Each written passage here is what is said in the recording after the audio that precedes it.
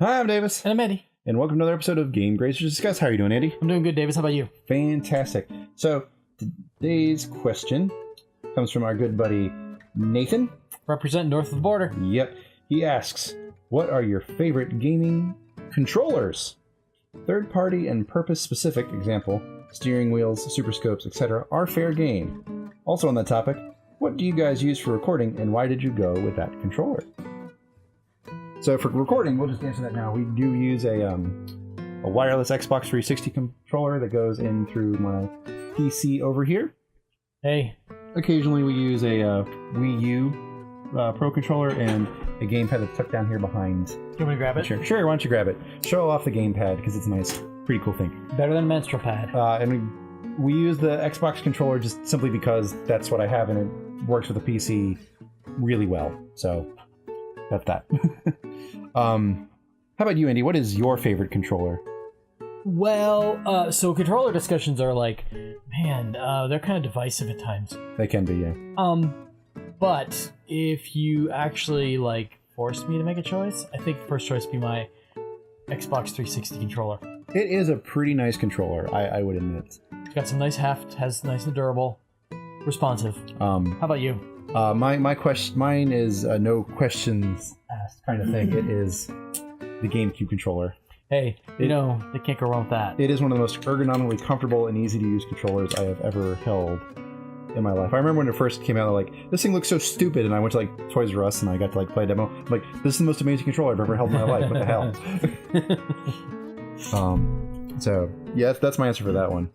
But I mean, there's honorable mentions too, right? I think one category could be ugly as sin, but feels really creamy smooth, and that would be, for me, the Dreamcast controller. Oh yes, just it felt, yeah, that was a really nice one. I felt. And you'd look at it and you'd be like, oh my god, this thing's so ugly and so bulky. Yeah, but once you held it, man, it's like it molded to your body. Do you remember the original Xbox controllers? Yeah, they were huge. So for those of you that were this is the size that Xbox controllers eventually became, but they used to be this big. It was like I called them dinner plates. Yeah, that's a good way to describe it. And then they released the controllers for Japan, and everyone's like, we want the ones from Japan because they're much more, right for our hands. Mm-hmm. So that's kind of what happened there. Wait, can I see that again? Sure. You know what people give the Xbox 360 controller a lot of crap about is the D-pad, right? D-pad does kind of suck, but actually they released a nice one that you could twist it and it would recess the little corners here. Oh, nice. So it felt more like a real D-pad. So nice. That's my caveat. I mean, out of the box, I didn't like the D-pads, but they did improve them. And I would love to get my hands on an Xbox Elite controller, which is $150. Wow. That's yeah, that would. Are those custom made? The ones you customize? Right. You can customize the game, the button layout, and everything. Yeah, and exactly. That's crazy. And then they've also got, of course, I don't know if you're very interested in the Valve controller. I haven't had a chance to mess around with one, but it seems kind of interesting. Let's see. What are some I gotta give credit to the classic SNES controller. Super Nintendo. Yeah. I thought it was a great controller for its day and age. Mm-hmm. But I think it kind of varies. I think that the Genesis controller held a little more snugly. I love the Genesis. It was it felt good. Yeah. And I mean, we'd be remiss without mentioning the Dual Shocks. I mean, I can't speak to the PS4, but certainly the Dual Shock 1, 2, and 3, I loved each of them. Yeah, and it's weird. The Dual Shocks, I'm pretty cool with. They're not my favorite controller, but it just feels weird. They're a huge. Somehow they're a huge step up from the original PlayStation controllers. Oh yeah, big time. And it's kind of weird. I know we were having a discussion about this topic earlier today with some other friends, and someone was like, "Oh my God, N64 probably one of the worst controllers ever." And I'm like, it's definitely one of the oddest controllers ever, but I don't think it's the worst. Because if you never use the D-pad, so you're always using the one with the Z trigger and the analog stick and the rest of it, and it conformed to your hand pretty well, and it was the first controller that actually had some form of an analog stick that allowed you to move in 3D space, and it was at the right place at the right time, and it kind of changed everything. I mean, if it wasn't, I'm sure eventually they would have come around, but there was a period where Nintendo was the only one that had that kind of functionality, and Sony scrambled to get it up.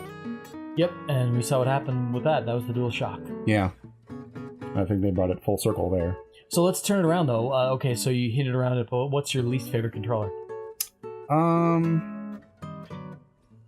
It sounds counterintuitive for me to say it, but I would definitely probably go with the NES controller. Because you're like, oh, Davis, the Nintendo fanboy probably doesn't have bad things. I have plenty of bad things to say about Nintendo. But like having held one like recently, it's like it was great as a kid because it fit your hands pretty well. Yeah, it was but as an adult, it does not. It just feels, it hurts. It digs into crevices in your hand, and just like I can't hold it for very long without tiring. How does that compare to the Wiimote? I mean, the Wiimote is very similar, but it's a little thinner. It's thinner, but it's also got rounded edges. Yeah, that's and the edges on the NES controller are much more hard. Of course, it helps when you have the Wiimote prophylacticon with that. Yeah. And I think, as far as like the Wiimotes themselves go, I thought they were pretty nice for what they are. I actually like them a lot. Yeah, they're very good. I think when you got the nunchuck in, it was a little weird. Well, that one, I'm still not comfortable with that. But I think that even if you hold them sideways or you hold them like a remote, I both felt they were both really, really well done. You know what was an awful controller? What? The ColecoVision controller. Oh my god. Is that the one with like the dial and the number pads? Yeah, exactly. And then you had the 2 buttons, and so it was just cramp inducing. Yeah. And the buttons on the number pad were so hard to push that they were utterly useless. Yeah. And as much as I love the 2600 form factor, they were simple, and I mean, they just worked okay. But yeah, the Atari 2600. For the younger audience out there, I absolutely hated the way they worked. I mean, it was totally digital. Yeah, they were awful to actually use to control. Yeah. So. There's a lot of bad ones out there. I mean, the Pong controller is another classically bad one. But I mean, if you look at like the original video games that were like oscilloscopes, those were terrible controllers. They'd have a bunch of little hard buttons to push and little knobs to turn. Very much like something an electrical engineer would have at the time. And I think we would be remiss without mentioning one of the more ubiquitous controllers is the keyboard and mouse. Oh, yeah. Whether or not you consider a controller or not, it is a method of input to control a game. Still the best for FPS, I think. Bar none. But, I think the Wiimote can give it a run for its money, depending on the situation you're using it for. Oh, that's true, because you can kind of have the directional sort of, it's much more intuitive. Like, I remember playing Metroid Prime 3 on the Wii, and that was a beautiful first-person experience, because it gave me a sort of level of fidelity control over it that you just couldn't quite get with the keyboard and mouse, especially if you're an FPS scrub like me. Uh-oh, he's going to pull it out. Oh, no. He's going to whip it out. Super Nintendo. Oh, look at that. Here's a good example of that. So you're telling me that between the Nintendo and the Super Nintendo, the little bulges, that's enough to like be a like... Well, because you can see like it's curved and the edges are more rounded, so it doesn't like dig into your sides as much. And it still holds it pretty well. I think this definitely helped out. Looks a little bit like a pair of nuts. I'm just saying. Yeah. England. Anyway, so we'd love to hear your thoughts on this particular topic. What are some of your favorite or even least favorite controllers? Or what do you just feel about the evolution of controller design overall? And I want to know what you think about the Res vibrator controller that you would have for that game. And if you don't know what I'm talking about, Davis, look it up. I don't want to know.